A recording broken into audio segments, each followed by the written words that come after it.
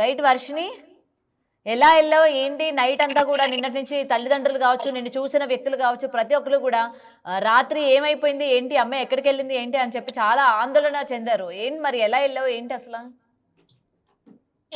అంటే అది పర్సనల్, ఎవరికి చెప్పకూడదు అనుకున్నాను ఎలా వచ్చాను ఏంటి అనేది.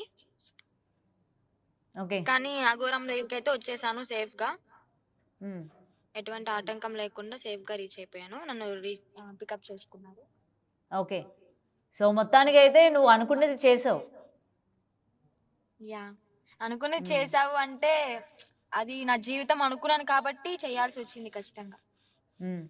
మరి నిన్న ఆల్రెడీ మీ పేరెంట్స్ ఏంటంటే అక్కడి నుంచి బయలుదేరి హైదరాబాద్ కూడా వచ్చినట్టు తెలుస్తోంది. నీ గురించి చాలా ఆందోళన చెందుతున్నారు. మా అమ్మాయి ఏమైపోయిందో ఏంటో తిరిగి మాకు అప్పచెప్పండి, లేకపోతే మా అమ్మాయి నా దగ్గరికి రావాలి అని చెప్పి కూడా వాళ్ళు ఏడుస్తున్న పరిస్థితి మనం చూసాం. ఏం చెప్తావు మరి మీ పేరెంట్స్కి, ఏం చెప్తావు ఇప్పుడు? నేను ఒప్పించుకున్నప్పుడు ఒప్పుకున్నారు, పెళ్లికి ఒప్పుకున్నారు, వాళ్ళ దగ్గర ఉండి పెళ్లి చేశారు, తాళి కట్టించారు, అంతా చేశారు. కానీ మధ్యలో వచ్చిన వ్యక్తుల మాటలు విని వాళ్ళు ఇప్పుడు ఇలా ప్రవర్తిస్తున్నారు. వాళ్ళకు కూడా ఇష్టమే. కానీ నేనైతే ఒకటే చెప్పగలను, నేనైతే లైఫ్ టైం ఈమెతోనే ఉండడానికి ఫిక్స్ అయిపోయాను కాబట్టి నేను వాళ్ళని వదిలేస్తాను కూడా చెప్పట్లేదు. వాళ్ళు వస్తే నేను స్వీకరిస్తాను, తీసుకుంటాను, బంగారంలో చూసుకుంటాను. అంటే అంటే ఇప్పుడు నువ్వు అఘోరితో ఉంటూనే ఇటు నీ ఫ్యామిలీని కూడా చూసుకుంటానంటున్నావు. అవును. అంటే ఆర్థికంగా కావచ్చు, మళ్ళీ నిన్ను అఘోరి మీ అమ్మ వాళ్ళ దగ్గరికి పంపిస్తుందా? పంపిస్తుందా అంటే అది నా ఇష్టం, దాన్ని బట్టి ఉంటది. అంటే నేను వెళ్తాను అంటే చూడ్డానికి పంపిస్తారు, లేదంటే నేను వెళ్ళను ఎక్కడికి మీతోనే ఉంటానంటే ఎక్కడికి పంపించరు. అది నా డెసిషన్ బట్టి ఉంటది. ఓకే. ఎందుకంటే మరి నిన్న అన్నారు అఘోరి మా పిల్లని ఏదో చేసింది, మా పిల్ల అసలు మా మాట కూడా వినడం లేదు, వెళ్ళిపోయింది అని చెప్పి. నిన్న అఘోరి కూడా చెప్పడం జరిగింది వాళ్ళ కుటుంబం దగ్గరికి. అంటే ఇప్పుడు పెళ్ళైన తర్వాత ఎలాగ భర్త దగ్గర నుంచి పుట్టింటికి అట్లా ట్రావెల్ చేస్తూ ఉంటారో, వర్షిని కూడా అదే విధంగా వెళ్తూ ఉంటుంది, వస్తూ ఉంటుంది, తన కుటుంబాన్ని కూడా చూసుకుంటూ ఉంటుంది అని చెప్పడం కూడా జరిగింది. ఏమంటావు మరి దీనికి? ఓకేనా? నువ్వు అట్లా చేస్తూ ఉంటావా ఇక్కడికి అక్కడికి? నేను దానికి ఒప్పుకుంటాను. అంటే వాళ్ళు ఓకే అంటే వాళ్ళకి ఇష్టమైతే నేను అలా ఒప్పుకుంటాను. ఓకే. దానికి సిద్ధంగానే ఉన్నాం. ఫోన్ చేశారా మీ అమ్మ వాళ్ళు? ఫోన్ చేశారా నీకు ఏమైనా? లేదు, నా దగ్గర ఫోన్ లేదు కాబట్టి నేను చేయలేను. నేను రీచ్ అయింది కొన్ని గంటలు అవుతుంది కాబట్టి నేను ఇంకా చేయలేదు. వాళ్ళు నాకేమీ కాంటాక్ట్ అవ్వలేదు ఇంతవరకు. ఓకే. సరే, నీ దగ్గర మొబైల్ లేదు కాబట్టి నువ్వు వాళ్ళు నిన్ను కాంటాక్ట్ అయ్యే పరిస్థితి లేదు. మరి నువ్వైనా సరే మీ అమ్మ వాళ్ళకి ఫోన్ చేసి ఇలా నేను సురక్షితంగా అఘోరి దగ్గరికి చేరుకున్నాను అని చెప్పి ఏమైనా చెప్పడం జరిగిందా ప్రెసెంట్? లేదు లేదు, నేను కూడా ఏం చెప్పలేదు. ఓకే. చెప్పాలనుకోవట్లేదా? వాళ్ళకి ఎలాగో అర్థమైపోద్ది నేను వస్తే ఈమె దగ్గరికి వస్తాను అని చెప్పి. ఇంకా చెప్పి ఏం చేయలేదు, వాళ్ళకి అర్థమైపోయి ఉంటుంది నేను ఈమె దగ్గర. ఓకే.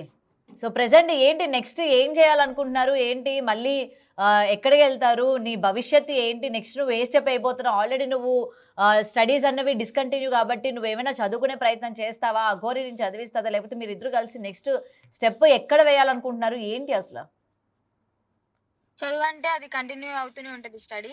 ఇప్పుడైతే ప్రెసెంట్ మేము ఎక్కడ ఉన్నాం, ఎక్కడికి వెళ్తున్నాం అనేది చెప్పాలనుకోవట్లేదు. మేమైతే ఇద్దరం కలిసి ఇలాగ జీవితాంతం ఉండాలనుకుంటున్నాం కాబట్టి ఎవరు దయచేసి డిస్టర్బ్ చేయకండి. ఎక్కడైనా మేము కనిపించినా కూడా మీరు వచ్చి బలవంతంగా లాక్కెళ్ళాలి అలాంటివి చెయ్యకండి. నేను ఆల్రెడీ లైవ్ లో చెప్పాను నిన్న బిగ్ టీవీకి, విష్ణు అనే వ్యక్తికి అసలు సంబంధమే లేదు, కానీ ఈ రోజు ఏదో ఒక మీడియాకి వచ్చి కూడా మాట్లాడుతున్నాడు. అతని మీద నేను కఠినంగా చర్యలు తీసుకోవాలి. అంటే నేను వెళ్ళి ఆయన మీద నా పర్సనల్ వీడియోస్ అయితే పెడతా అని బెదిరిస్తున్నాడు కదా, అలాంటి వీడియోస్ పెడతానని చెప్పి కేసు పెట్టాల్సి వస్తుంది.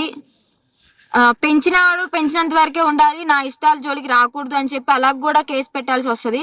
ఇంకా విష్ణు నా విషయంలో పట్టించుకుంటే, నా జోలికి వస్తే, మా ఇద్దరు జోలికి వచ్చి మమ్మల్ని విడదీయాలి అనుకుంటే మాత్రం కఠినంగా చర్యలు తీసుకుంటాను. దయచేసి విష్ణు ఈ విషయంలో ఇన్వాల్వ్ అవ్వకపోవడమే మంచిది. అన్ని మీడియాల్లోకి ఎక్కి ఏదో అంటే సొంత అన్న చూసుకున్నంత ఇదిగా ఎందుకు ఇంకా నా గురించి ఇంత పోరాడుతున్నాడు అనేది నాకు అర్థం కావట్లేదు. అంటే నీ మీద ప్రేమ లేకుండానే నీ గురించి ఇదంతా చేస్తున్నాడు అని అనుకుంటున్నావా నువ్వు? ప్రేమ అంటే పెంచిన ప్రేమ ఉండొచ్చేమో, అందుకని చెప్పి ఇంత తెగిస్తారా? నేను వదిలేశాను, ఇప్పటికి నేను మూడోసారి ఇది రావడం, మూడోసారి కూడా వచ్చాను అంటే వాళ్ళకి అర్థం కాదా? ఓకే. అది మైండ్ లో పెట్టుకుని నా జోలికి రాకుండా ఉంటే మంచిది అనుకుంటున్నాను. మా ఫ్యామిలీ జోలికి కూడా వెళ్ళకుండా వాళ్ళని ఇన్ఫ్లుయెన్స్ చేసి ఇతని మాటలు వాళ్ళ చేత చెప్పేయడం కూడా మానేస్తే బాగుంటది అని చెప్పి కోరుకుంటున్నాను. ఓకే. అండ్ నైట్ టైమ్ ఇక్కడ నుంచి నువ్వు బయలుదేరింది ఎలా వెళ్ళావు? నిన్ను ఎలా పిక్ చేసుకున్నారు? ఏంటి అని చెప్పి కూడా మొత్తం నువ్వు చెప్పను అని అన్నావు. ఓకే. బట్ ఏ టైంకి అక్కడికి చేరుకున్నావు తన దగ్గరికి? నువ్వు వెళ్ళగానే అఘోరి ఏ విధంగా రియాక్ట్ అయింది? ఎందుకంటే తన కోసం అంత అర్ధరాత్రి పూట వెళ్ళిపోయావు నువ్వు అసలు తన గురించి. ఎలా రియాక్ట్ అయింది? నువ్వు అసలు ఏ టైంకి వెళ్ళావు ఆమె దగ్గరికి? మార్నింగ్ 9:30కి అయితే రీచ్ అయ్యాను లొకేషన్ దగ్గరికి. 9:30. నన్ను పికప్ 9:40కి అలాగా పికప్ చేసుకున్నారు. ఏడ్చేశారు ఫస్ట్ చూడగానే. నువ్వు అలా ఏడ్చావా? ఇద్దరం ఏడ్చాము. ఉమ్. అలాగా ఇంకా సర్ది చెప్పుకొని ఇంకెవరు వద్దు మనకి అనుకుని మాట్లాడుకొని మా జీవితం ఏదో మేము బతకాలని డిసైడ్ అయిపోయాం. ఓకే.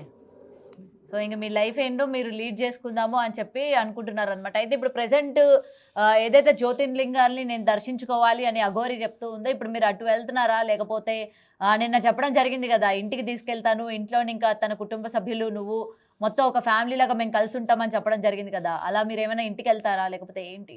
దీని గురించి కూడా ఏమైనా క్లారిఫికేషన్ ఇస్తారా? అది తర్వాత కానీ మేము ఏం చేస్తున్నాం మన కార్యాచరణ మాత్రం ఎవరికి చెప్పం. అంటే ఎందుకు ఇంత సీక్రెట్ గా ఉంచాలి అని అనుకుంటున్నారు మీరు ప్రెసెంట్? అంటే మళ్ళీ మీ పేరెంట్స్ ఇవన్నీ కూడా తెలుసుకొని నీ దగ్గరికి వచ్చి మళ్ళీ నిన్ను తీసుకెళ్లిపోతారనా? తీసుకెళ్లిపోయినా కూడా ఈసారి నేను వెళ్ళను, ఎందుకంటే నేను మీడియా ముందుకి చెప్పేశాను. కానీ నాకు ఎక్కడ బాధ అనిపించింది అంటే ఆ పోలీసులో మంగళగిరిలో కేసు ఇచ్చిన తర్వాత వాళ్ళు పట్టించుకోకపోవడం నాకు చాలా బాధ అనిపించింది. ఎందుకంటే ఐఎమ్ ద మేజర్.